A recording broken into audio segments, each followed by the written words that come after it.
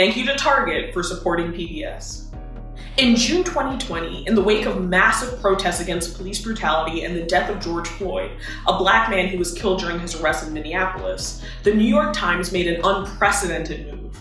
They announced that from then on, they'd be capitalizing the B in Black to describe people and cultures of African origin, both in the United States and elsewhere. It was a big moment not only for Black people, but also for the term Black itself. As is the case for many communities, Black isn't the only accepted word that's been used to describe Black people. There are other ethnonyms, or names that refer to ethnic or racial groups. Perhaps its most famous contemporary is African American, a term that has become somewhat less popular in recent years in the US. But let's take a look at the history of both terms. After all, if we've learned anything on this channel, it's that language is a constantly changing thing. Perhaps by digging deeper, we can gain a deeper understanding of just how difficult it is to encapsulate different peoples and cultures under one umbrella, and how what appears to be the end of a linguistic journey is often just the beginning.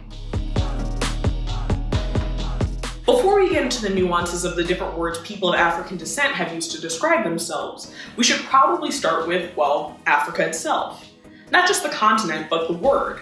Africa is a massive, massive chunk of Earth, and is home to many different cultures that don't necessarily see themselves as belonging to the same group. Indeed, it's the most diverse continent in the world. It is, after all, where our human history begins. The history of the word Africa is contentious, and scholars have been left with just theories. We know the ancient Romans coined the term, but we don't know where they got it from. Still, historians agree that the first known reference to Africa was around 2,000 years ago when the Romans used it to refer to Carthage, a rival empire located in present-day Tunisia and northern Algeria.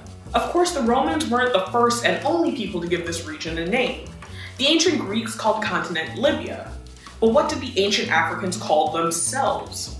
Well, the many, many tribes and cultures there had a number of names and concepts to describe themselves. But ultimately, the Roman term Africa went out among Europeans, even though in the minds of ancient Romans, the name only applied to a small portion of the northern coast of the continent. That's possibly because as Europeans moved further south into the continent, they just brought the name with them. Thus, the word Africa came into popular usage.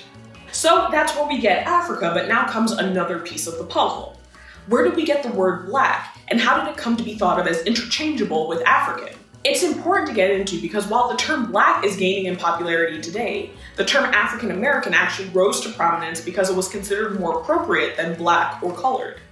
In other words, African American exists because it was once seen as a sort of remedy to the perceived inappropriateness of Black, a word that has historically been used for people of sub-Saharan African descent, particularly those who were enslaved.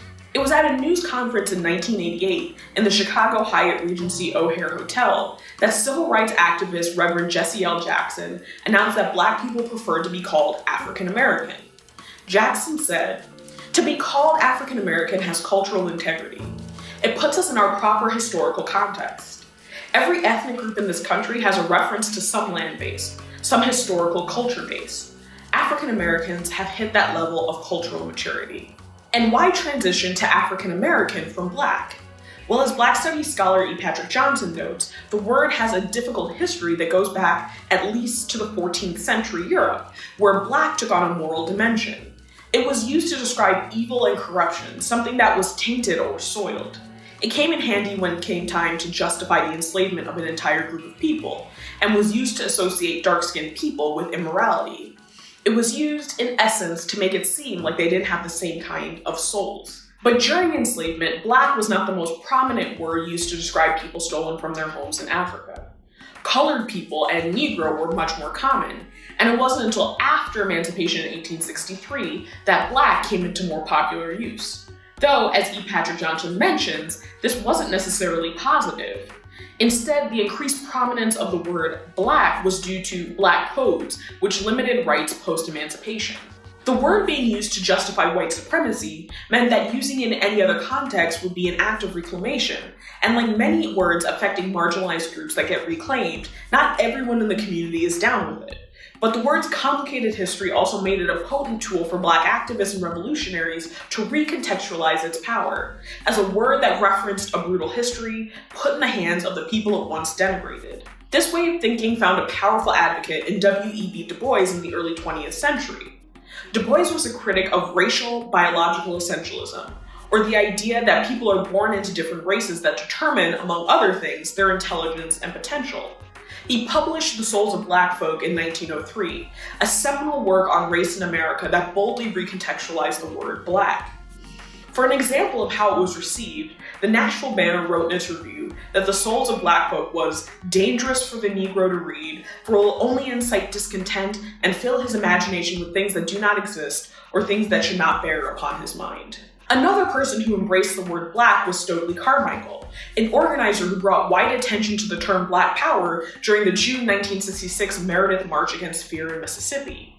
At 19, Carmichael had been the youngest person arrested in the 1961 Freedom Rides and had gone on to become a prominent voice in Black activism. Black Power caught on and was embraced by the Black Panthers, which was founded in 1966 in Oakland, California by Huey P. Newton and Bobby Seale. They aligned with socialism and Marxist political philosophies, and they believed revolutionary change was required to root out racism. But some prominent factions of the movement weren't too keen on the term Black Power. Roy Wilkins, the then executive director of the National Association for the Advancement of Colored People, condemned it as anti-white separatism, and Martin Luther King Jr. said that the phrase falls on the ear as racism in reverse. But it's not a matter of figuring out who's right and who's wrong here. Rather, it's about realizing that these debates are not new and are likely to continue. An essay in 1904 by Black activist Fannie Barrier Williams tackled the subject of shedding the then popular term Negro in favor of colored or Afro-American. She preferred colored, saying that it was a name that is suggestive of progress towards respectful recognition. And indeed, colored would go on to become a prevalent term for Black people in the US. Its eventual association with Jim Crow, however, saw it become taboo in the ensuing decades. In the end, no one person's word is final. It's better and more accurate to think of this as an ongoing conversation about identity, inclusion, and language. Language is a powerful tool that can impress or empower. That's why slurs are so often at the center of debate, and why reclamation is such a tricky process. Black rising in popularity over African American doesn't put the period on the discussion so much as it introduces more question marks. Black scholars and sociologists are now asking, for example, if the word white should be capitalized as well.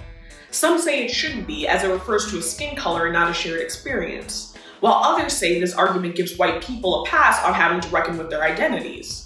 Not capitalizing it, in other words, makes it seem like less of an identity or a culture, and thus absolves white people from having to think of their actions in the collective like so many non-white communities are pushed to do.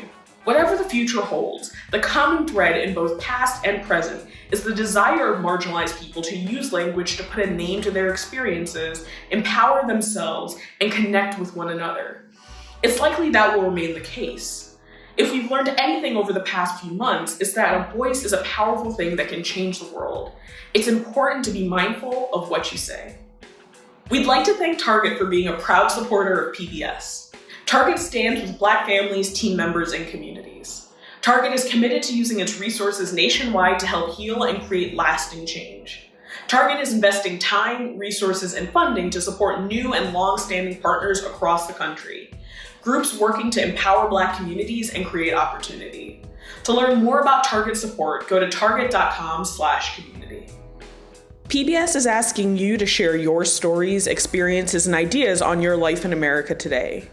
PBS American Portrait is a nationwide storytelling project, a chance to be seen, heard, and to give a glimpse into your own life.